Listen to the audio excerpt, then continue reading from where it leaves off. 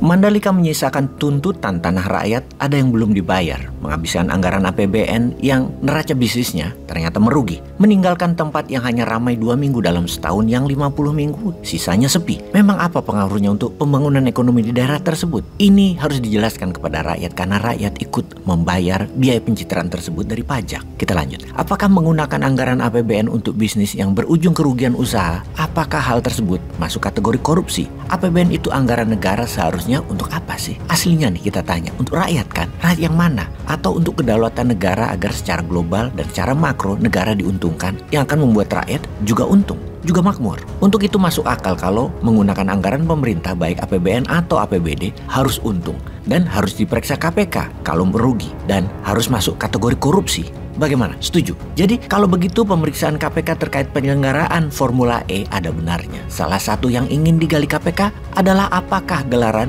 balap mobil listrik yang digelar pada Juni 2022 tahun lalu itu mendapatkan keuntungan atau tidak. Dalam urusan beginian, Newmind sangat setuju KPK mengusutnya. Namun kita mengingatkan KPK juga harus memperlakukan hal yang sama terhadap event olahraga lain yang digelar dan didukung pemerintah, termasuk gelaran MotoGP Mandalika 2022 pada Maret lalu. Semua perlu diperjelas, diperiksa KPK, seperti halnya MotoGP, Asian Games, Asian Para Games. Semua harus transparan karena uang rakyat. Kapan MotoGP diperiksa KPK-nya? Atau kapan SEA Games diperiksa? Kalau KPK ingin mengetahui apakah dari pelaksanaan Formula E tersebut mendapatkan keuntungan atau tidak, maka periksa juga Mandalika, SEA Games, dan lain sebagainya. Untung nggak tuh? Oh iya, ngomong-ngomong, karena Formula E terus diributkan di dalam negeri, Singapura akan mengambil alih penyelenggaraan Formula E. Negara tetangga itu menjalin kesepakatan dengan Formula E Operation atau FAO selaku penyelenggara global ajang balap mobil listrik untuk masa 10 tahun ke depan.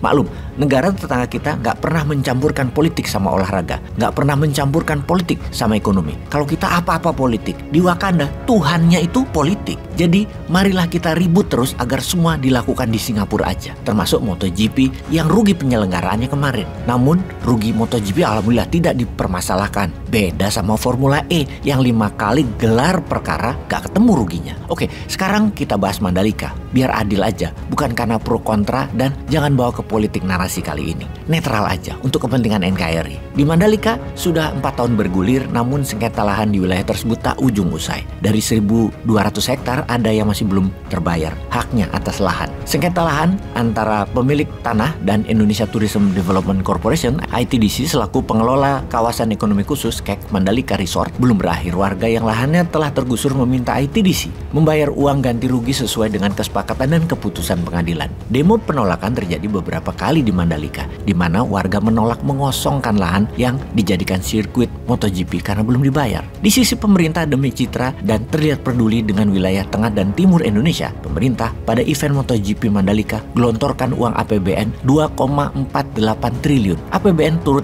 berkontribusi dalam mendukung perhelatan akbar tersebut. Cita-citanya dengan terselenggaranya MotoGP di sirkuit Mandalika, katanya kegiatan perekonomian penduduk sekitar akan turut berkembang. Misalnya, pada saat event akbar tersebut, para pembalap ikut memeriahkan acara dengan menggunakan atribut khas Indonesia seperti topi caping.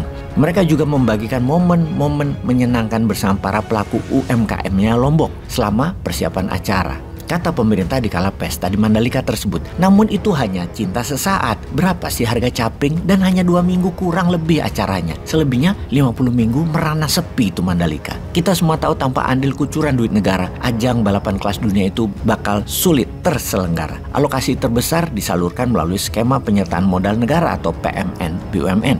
Tak tanggung-tanggung dalam menyukseskan perhelatan tersebut, pemerintah telah mengalokasikan dana pada PT Pengembangan Pariwisata Indonesia Persero atau Indonesia Tourism Development Corporation (ITDC) senilai 1,3 triliun.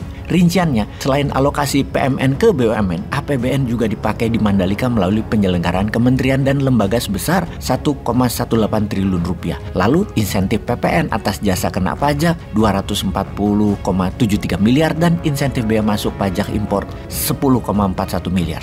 Sekarang ternyata dalam pembukaan perhelatan akbar MotoGP itu merugi. Jadi kalau merugi, kena KPK nggak ya? Peace.